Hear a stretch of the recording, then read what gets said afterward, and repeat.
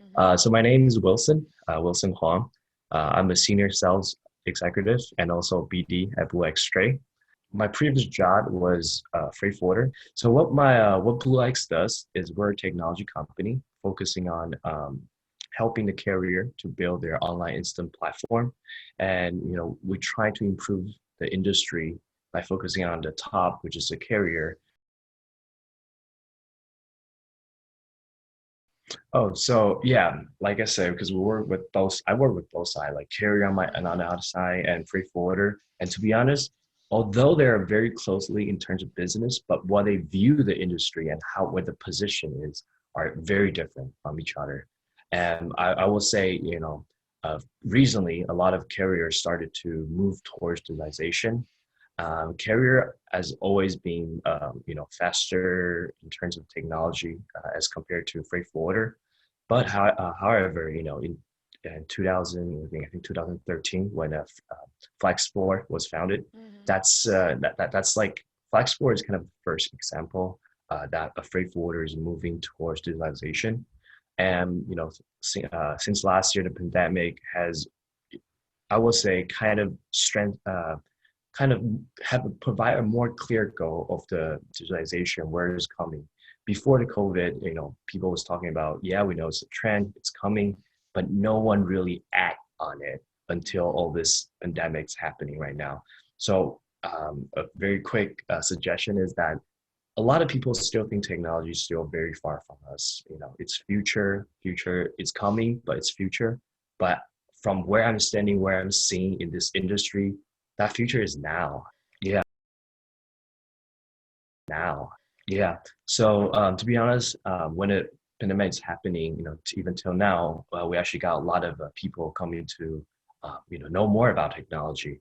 Obviously, our main target audience are carrier. We help carrier to build their online instant platform. So that's our goal for the carrier. And obviously, there's more I can. First is we wanted to build a direct connections between a freight forwarder and a carrier. What I mean that it's in terms of contract API, like rate contract connection, spot rate connection, booking, tracking, and all that. Even today, most of the freight forwarder are still using a very traditional way to communicate with the carrier, either through email or phone call. So what we're trying to do is we want to make your job, a freight forwarder job, a lot easier. Going forward, this is what I imagine in the future is that as a freight forwarder, I open my computer, I will see all the bookings that I got from their customer reporting sites, such as like FreightViewer. And second, once I get this booking, I can just send the booking through your own system directly to the carrier, and the carrier will respond back within a few hours. And you can also do your shipping instruction, VGN, tracking, everything on your computer in one interface. And when my this is like a small joke is that my father's side when they told me that open a freight folder, you only need a desk. Now you really only need an internet. You don't even need a desk Right. because Mm-hmm. you can work anywhere. You can do everything on your Mm-hmm. computer. Even today, a lot some people might argue, be like, hey, but there's a original BL that you have to receive and send out, and there's also a payment you have to do check and also banking. So you kind of have to be there. But as we even for those that uh, right now there's a solution for that. Bill lading, there's EBL. A Mm-hmm. lot of carrier actually have implemented the EBL for customer to use. And for payment, there's e-payment like Cargo Pay, Stride, and recently BlueX. We are also developed our own BlueX Pay as well. So literally every single step that a traditional freight forwarder is doing today can be doing online and then through one system. That's So great. so that yeah, so that is our first goal to for freight forwarder to connect them directly with the carrier. The second goal is, you know, carriers all doing this digitalization and like online instant platform. The mainly reason is because when MERS started, I think they lost a lot of money back in 2000. I forgot what year, but I think around the year when Hanjin Carrier was declared bankruptcy. So one of the strategy MERS had is that hey, we need to cut down the loss, cut down the costs and increase the profit. And today, I can tell them that I can tell you that they actually been doing a very successful job for that. So, like a technology like FreightViewer can help you to get more business, online. You can treat them as kind of like an online sales tool, but Mm. the good thing is you don't have to pay them salary. So you can see the online sales tool as hiring another sales, and then that sales work 24-hour, and all that technology combined can actually improve your profit again. So it started with MERS. I think it was 2008 when they successfully launched the MERS spot. Now, actually, 52% of MERS spot cargo are booked on MERS spot. 8 out of 10 top 10 carrier has already launched their online platform. This is a huge improvement, like compared to 3 years ago, 4 years ago. Everyone will tell you it's impossible. Carrier will not put a rates on any internet. 3 years after, everyone, all the carrier are rushing to launch their own online platform. But the really goal is the data that was shown on the platform. What platforms collected is not only the shipments detail, but also who is co-searching what. Do they book? Are they okay with this price? You know, they already know what customers wanted to search, where the shipment's going before they even place a booking with MERS. So we're actually testing our dynamic pricing with multiple trade lane. It really comes down to you just click a button. The computer will suggest you a price where they think it will maximize either the profit or depends on what goal you want, and then just click, and then the computer will come out the price for you. So what the next step for the carrier right now is what we call the API. What API and EDI do is pretty much just electronic exchange the information through internet through a system.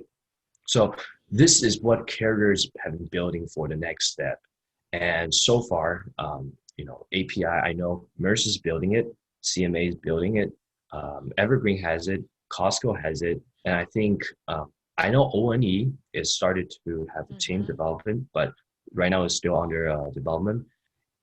For contract API, you just have to put, I want to go from Taiwan to Spain, or port pair, and then the computer will show you what's the ocean freight, what's the expiration date, and what is the surcharge, and what's the surcharge amount. So all this can be digitalized and save a lot of times and energy for it.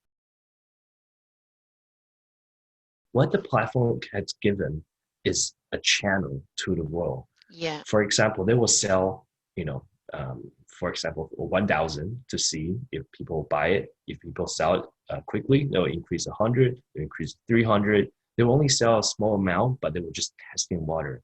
So through this platform, they can really know what the market can take and what's the highest price they can sell or what's the lowest price they can. API will come next, Yeah. where they all the bookings, bill lading, shipping instruction will be digitalized.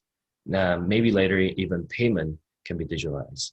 So Mm. it really cut down a lot of paperwork and human labor for them. I don't think we're going back to where we are Mm. in terms of shipping, in terms of technology, in terms of the ocean freight rate, Yeah. unfortunately. So like the COVID obviously speed up the process, but I don't think we're going back to it because first of all, the customer behavior has already changed. That's right. I'm gonna take Asia to US as an example. Mm-hmm. Right now during the lockdown, a lot of European country or US country, a lot of people have changed their shopping behavior. Before they go to street, they go to shopping mall to purchase goods. What do they do now? Online. Amazon or That's right. online Shopify. There's a lot. And then during this lockdown, a lot of you know uh, money are spent on goods instead of service. They don't go to see a basketball game. They don't travel a lot. Maybe going forward, we don't even have a slack season. Maybe people start buying stuff on Amazon or all those platforms could become a habit. This behavior has already changed. Mm. Like people Yeah. like to buy, and obviously it's easier. You don't have to walk. You can view Mm. all the products on it. So a lot of behavior has already been changed. And with that say, Is Amazon is there before the COVID? Yeah, it was there already, but is it a lot of user like today? No. And then it's just because people are not used to buying online, but now they are. Once you're stuck with something, this easy, amazing, you just have to sit at home to shop around and it will deliver to your door. It's harder to change to where it was. Same thing for logistic. Now, before you have to email or phone call the carrier, the price might be different. There's a lot of invoice dispute. You might not, even get the space. Might be rollover. There's no guarantee space. So people started to, at home they started to shop around like carriers platform. Yeah. So I really don't think once COVID is over, everything's gonna go back to where it is. On the other hand, I think it will speed up because carrier now are very busy with their traditional business. Obviously, they value technology a lot, but they're still very busy with all the bookings, everything has happened right now in the world. I know that because I'm talking to a lot of carrier. When the whole thing's over, I talked to some senior level in the carrier. They would definitely spend more time looking into how they can prepare for the upcoming digitalization trend. And they're in a way they're actually very traditional. So there's always going to be people who are thinking, hey, like if I do this, where I hurt my profit, what happened? Yeah. Am I leaking too much information out in the market? Stuff like that. So Hmm. that's why it's taking them a very long process. But the good thing is, freight forwarder can change faster than they are than a carrier. So you know even though right now carrier are still in the process of digitalization, a lot of freight forwarder are not even there, and it is a very good time right now to start preparing because when the whole carrier started to do digitalization, you wanted to be there ready for them to connect with all the information onto you. Then you'll be one of the first freight forwarder who's like Flexport. But I personally think in a year or two, it will be a breaking point when everything's going to be like travel industry and everything's going to be online, API, EDI, and all that. But that's only my opinion. I believe 1 or 2 year. But I talked to some of the industry expert. They actually say you'll be faster than that. We helped carrier to build their online SIM platform like Evergreen, Sun Ming, and also other carrier that were in discussion because every single carrier has their own API formats. And then, instead of connecting with each of them, you have to spend a lot of time to figure out the formats and everything. What we want to do is that we'll be the middle guy, you connect, and then whatever the carrier that we're connected with, it will be the same format shipped to you. So you can view all the platform rate on any system, even your own internal system as well. The second one is the contract. If you have a service contract and short term, either short term, long term, and with all that data, we can also connect through API. All your contract information, including ocean freight, surcharges, etc., can be linked to you. So that's a contract API. And there's also the tracking API, the booking API, and all that. So all that can be shared and sent directly between you and the carrier through API. So this is one of the products that with working with the carrier so closely that we have the ability to connect both of you together. So our first successful case is Evergreen.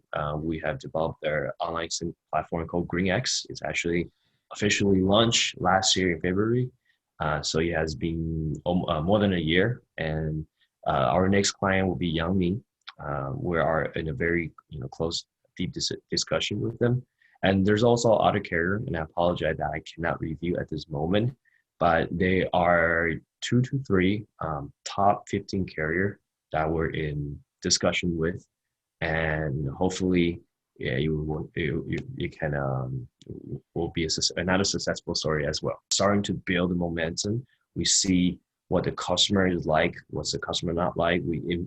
I interview hundreds of freight forwarder who are using the GreenX, ask them what's the feedback and everything, and so far, I'm actually very proudly to say that a lot of customers say, GreenX is actually one of the most what's it called? Customer friendly platform, as compared to all the carriers. We can connect Evergreen, CMA, spot rates, and the other carriers once they have developed their API capability. We have the ability to send those platform rates to FreightViewer under your name. For example, if I'm a freight forwarder ABC, and I'm also a FreightViewer, so I can link BlueX API to FreightViewer. So if my customer is searching from any port pairs, again, Taiwan to Spain, then we will pull Evergreen's rates, MERSPOT's rate, CMA's platform rate onto the same interface, and you can view all the rates. So your customer has a multiple choice. One single search, they can see your contract rate, all the platform's rates that's available, through BlueX API. So instead of just looking for either one provider's rate or two, you got all the information, all the resource that you can get from the market.